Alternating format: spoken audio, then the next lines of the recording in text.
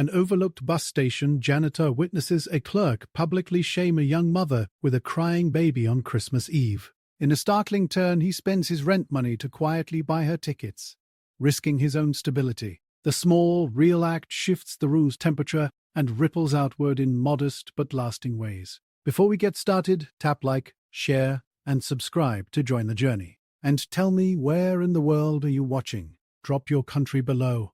I love seeing the global trail of these stories. He mopped the same square twice without realizing it. The bus station smelled like coffee, wet wool, and tired plans. He liked the quiet jobs that no one saw, scooping up the shredded tinsel near the trash, scrapping gum from under a red bench with a dull blade, untangling a strand of dead lights from the plastic wreath by the doors. People brushed past him like he was a coat rack. He didn't mind it most days. The floor told him what needed doing. He did it. The line at the ticket window thickened as the snow picked up. The board flickered delayed in a slow loop that made people sigh. Someone shook a paper cup, coins knocking together like teeth. A toddler pressed both palms to the glass, fogging it with clouds. The last bus to the south was still on the schedule.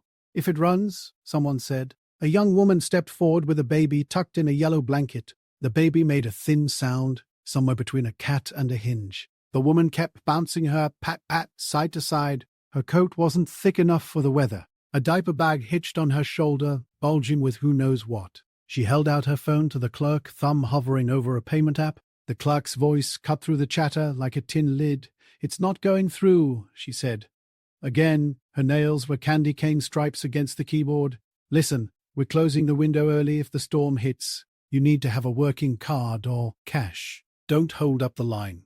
A few people in line groaned, just loud enough. The woman bent over her baby like she could hide behind a blanket. The guard shifted, ready to escort someone toward the door. He wore a Santa hat pulled low, the palm at his eye. He wasn't mean, not really. But he was tired, and the rules were clear. The baby cranked up a notch. The woman dug in her bag and came up with coins, their edges dark from pockets.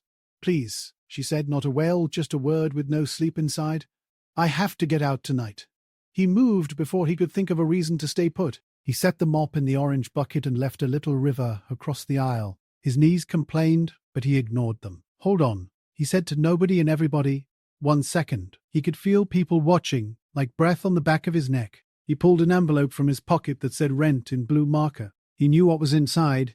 He had counted it twice in the break room. He had counted it while the space heater clicked on and off, blowing lukewarm air at his ankles. He had tucked the envelope in his front pocket because it felt safer there. He counted again by feel. He took a breath that took a lot of space in his chest. He slid the envelope under the glass. The printer on the clerk's desk made a small, startled sound. The clerk's mouth softened. The guard let the Santa hat slip back into place. The noise in the line got quiet in a warm way, like blankets layered over each other. Snow tapped the windows like a gentle finger. He handed over the tickets and looked anywhere but at her face.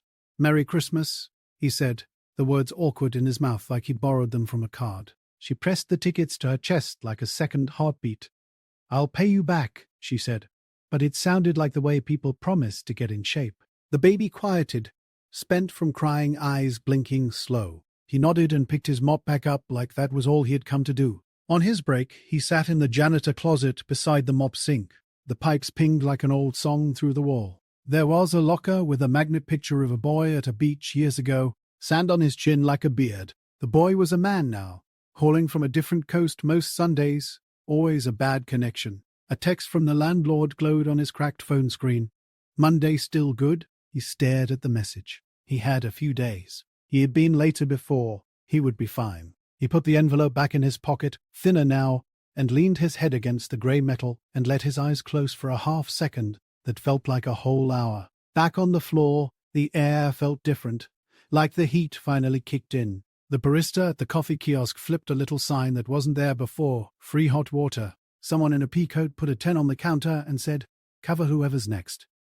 The guard bent down to help an old man empty a boot with stiff laces. The clerk printed a luggage claim for a guy who only had a photo of his bag on his phone. She did it without making him feel small. Someone started a low hum of a carol, not loud enough to annoy anyone. It hovered in the air like breath on a cold day. The buses hissed and grumbled and made their arguments with the snow. In line, a teenage boy gave his seat to a woman with a cane. A child watched the whole thing like it was part of a movie, and then folded the candy wrapper into a little star and stuck it in his pocket. He thought about how the floor only shines after the mess. You can't fake it. You have to move the bucket. You have to wring out the dirty water and do another pass. It was a simple thing, but the work was in your hands, not in the words you said about it.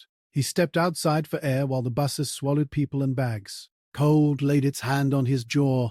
The night had that quiet the city gets when the snow muffles edges. He cupped a vending machine, coffee, and held it to his face. The young woman boarded slow, careful with the baby. When the bus lights snapped on inside, someone waved. The baby's hand was a starfish against the window, small and sure. He lifted the mop handle like a salute without meaning to. The bus pulled out, taillights dragging long red lines across the wet street. Wind twitched the plastic wreath hanging crooked by the door. He sipped the coffee and kept watch while the snow drew soft white lines he would have to erase later, one clean stroke at a time.